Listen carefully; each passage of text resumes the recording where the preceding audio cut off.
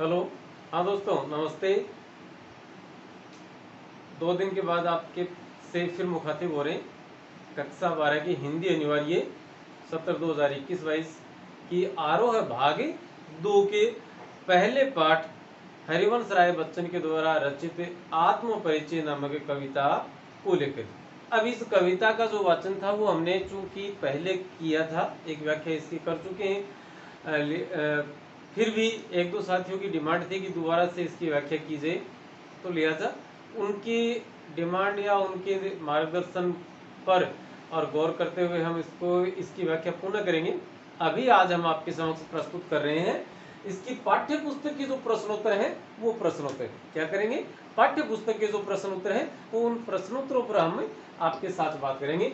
पाठ्य पुस्तक का पहला प्रश्न है कि कविता एक तरफ जग जीवन का भार लिए घूमने की बात करती है, तो दूसरी ओर यहां देखें, ये दो शब्द आपके सामने आ रहे हैं और आप इनको युग्म शब्द मान सकते हैं और मान के सकते हैं ही। ये युग्म शब्द है, मतलब है श्रुति सम भिन्नार्थक शब्द, युग्म शब्द या पेर वर्ड देखने सुनने में कुल मिलाकर एक जैसे से, लेकिन इनका अर्थ बहुत ही एकदम से भिन्न होता है। इस और का मतलब होता है तथा या एवं, हम इसकी जगह रख सकते हैं, या यह क्या है, ये दो चीजों के बीच एक योजक शब्द के रूप में हम इसे प्रयुक्त करते हैं। और अंग्रेजी में इसके लिए इस शब्द का एंड का इस्तेमाल किया जाता है। और का अर्थ होता है तरफ, या अंग्रेजी में आप कह सकते हैं इसे साइड।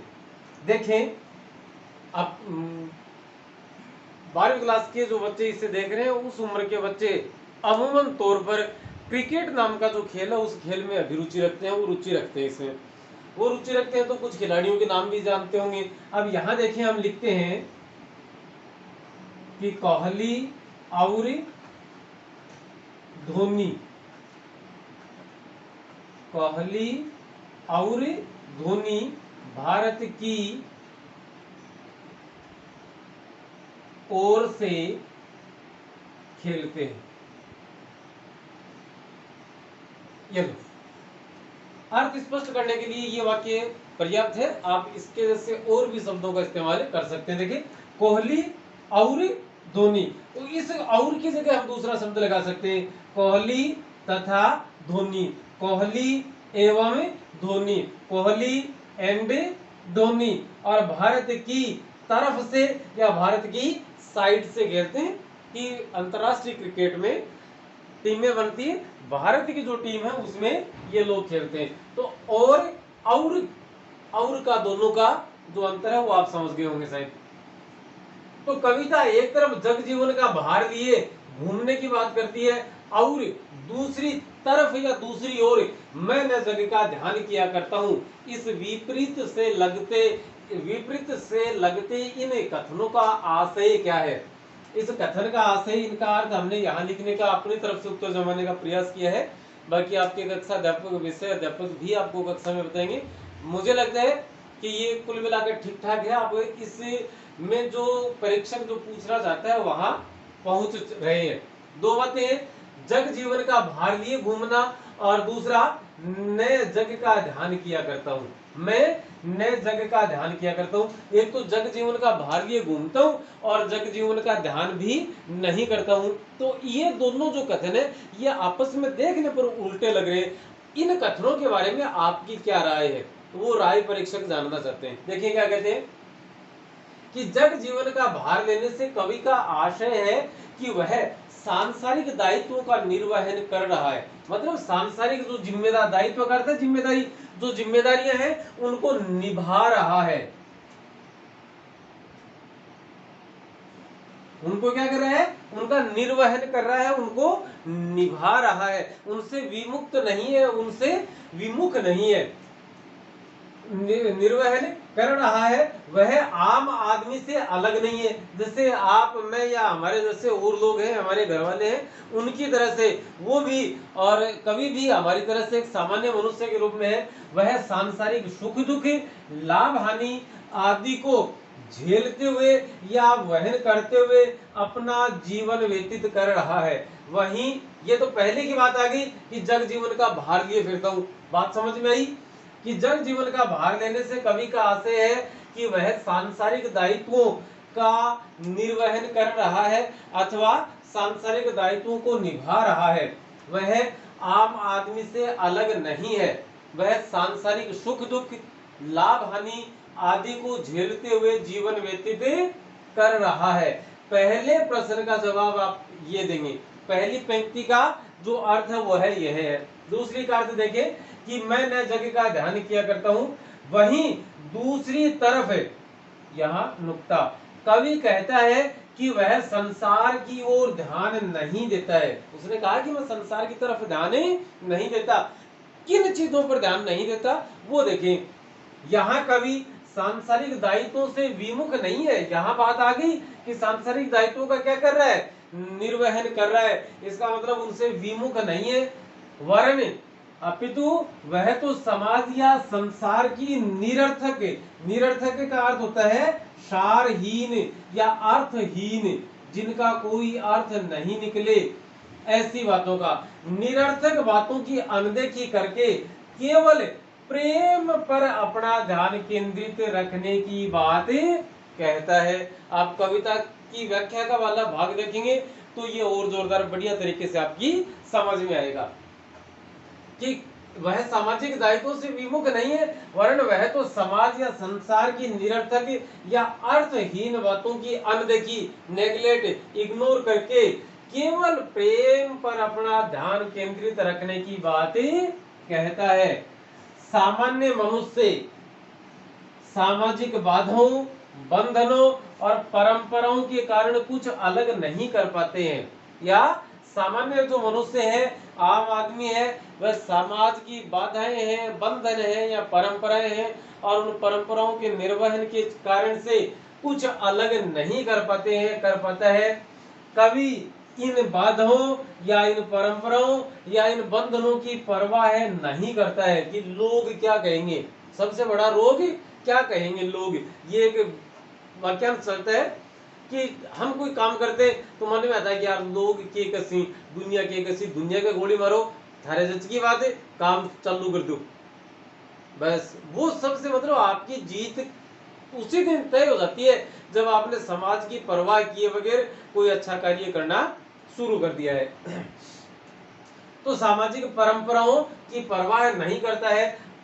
ये दूसरी बात का अर्थ हो गया कि मैं नए जगह का ध्यान किया करता हूं, कि वह प्रेम पर अपना ध्यान केंद्रित रखता है और सामान्य मनुष्य जैसे सामाजिक बाधा, बंधन या परंपराओं के कारण कुछ कर नहीं पाते, लेकिन कवि जो है वो इन बंधनों, इन बाधाओं, इन परंपराओं की परवाह नहीं करते हैं। इसलिए ये कवि की ये जो दोनों पंक्तियां हैं ये अपने अपने अर्थ लिए हुए हैं। इनका दोनों का स्वतंत्र रूप से अर्थ निकलता है तथा ये जो पंक्तियां हैं ये हर देश काल में प्रासंगिक भी है। इस प्रासंगिक पर बात करेंगे। देखा जाए तो ये दोनों पंक्तियां एक दूसरे की, परस्पर का अर्थ होता है एक दूसरे की, परस्पर का अर्थ क्या है, एक दूसरे की, कि ये दोनों पंक्तियां परस्पर अथवा एक दूसरे की विरोधी न होकर पूरक हैं। पूरक का मतलब होता है उसको पूरा करने वाली है। जैसे हमें और एक वृत्त बनाते हैं, इस वृत्त में और हमने ये केंद्र है हमारा और ये हमने एक 90 डिग्री का ये काट दिया, एक त्रिभुज माने या एक 90 डिग्री के कोण पर है और यहाँ से हमने इसके केंद्र से काट दिया, तो ये हम कह सकते हैं कि एक, और वो खांचा किस प्रकार का है, वो इस प्रकार का है। इस वृत्त का ये पूरक है और इसका ये पूरक है। ये इसमें मिल जाएगा तो वृत्त पूरा बन जाएगा, या ये वाला इसमें मिल जाएगा तो ये और पूरा बन जाएगा। इस प्रकार से पूरक का अर्थ होता है पूरा करने वाला। अब देखिए दो शब्द आए, प्रासंगिक शब्द आया था बीच में, परस्पर हम बात कर चुके कि एक दूसरे के। प्रासंगिक शब्द जो है, इस प्रासंगिक शब्द की रचना प्रसंग धन इक से हुई है। प्रसंग धन इक से क्या शब्द बना है, प्रासंगिक बना है। प्रसंग धन इक, इक प्रत्यय जहां कहीं भी जुड़ता है, इक प्रत्यय जिस किसी मूल शब्द में जुड़ता है उस मूल शब्द के प्रथम वर्ण की मात्रा या प्रथम वर्ण में स्वर देखा जाता है कि स्वर क्या है। तो पे आता है रे, रे कैसा है पूरा, और रे में मात्रा किसकी है ए की। अब देखिएगा क्या होता है, यदि किसी मूल शब्द के प्रथम वर्ण की मात्रा ए हो और उसमें इक प्रत्यय जुड़ता हो तो यह ए की मात्रा आ में परिवर्तित हो जाती है। तो प्रासंगिक से क्या बन जाएगा, प्रासंगिक बन जाएगा। ये तो हो गई इसके शब्द के निर्माण की प्रक्रिया। प्रासंगिक गिक का अर्थ होता है कि वो प्रसंग के अनुसार है, अर्थात आज हम बात करें 2 अक्टूबर 1948 ईस्वी को महात्मा गांधी राष्ट्रपिता की हत्या हुई थी। आज भी उनके ऊपर उनसे जुड़े सवाल बनाए जाते हैं कि राष्ट्रपिता महात्मा गांधी की सत्य, अहिंसा इत्यादि की जो अवधारणाएं थी, स्वराज्य की जो अवधारणा थी, ये अवधारणाएं क्या आज भी प्रासंगिक है, मतलब क्या उनका मूल्य आज भी बना हुआ है, क्या वो आज भी सही है या आज भी वो समुचित है या उनका वो उचित मानी जाती है जा सकती है। तो उसका हमें क्या है, अपने शब्दों के माध्यम से परीक्षण करना पड़ता है। हमें अपने तर्क देने होते हैं कि हाँ गांधी ने अहिंसा का प्रयोग किया, ताज उम्र उस प्रयोग को, उस संकल्प को उन्होंने निभाया। आज भी हम देखें तो अहिंसा कहीं ना कहीं हिंसा पर भारी है, हिंसा की बजाय वो ज्यादा सार्थक है, वह ज्यादा प्रासंगिक है। तो हम सार्थक भी मतलब से धन अर्थ धन के, तो सार्थक है ना, प्रासंगिक होना, सही होना, उचित होना, ये सारे शब्द हैं, ये इसी से निकलते हैं कुल मिलाकर।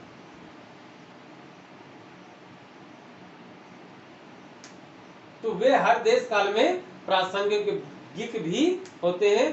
देखा जाए तो ये दोनों पंक्तियां परस्पर विरोधी न होकर एक दूसरे की, या परस्पर शब्द आ गया तो एक दूसरे को लिखने की जरूरत नहीं, वे परस्पर और विरोधी न होकर पूरक है, पूरा करने वाला, पूरा करने वाली, पूरा करने वाले हैं। तो ये एक दूसरे को, ये बात जग जीवन का भार लिए फिरता हूँ, कभी ना जग का ध्यान किया करता हूँ। तो ये दोनों जो शब्द हैं, ये दोनों जो वाक्य हैं, ये एक दूसरे के पूरक है, एक दूसरे को पूरा करने वाले माने जाते हैं। दोस्तों आज की इस कक्षा में फिलहाल इतना ही। अनुमति आप देवें इससे पहले मैं साइड हो जाता हूँ, और साइड होने से आपको स्क्रीनशॉट लेने में सुविधा रहेगी, और इसके बाद डायरी का वो जो पृष्ठ है वो पृष्ठ भी आपकी इस फोटो में साथ में लग जाएगा। एक बार स्क्रीनशॉट ले लें, मैं साइड हो रहा हूँ। चलिएगा, धन्यवाद।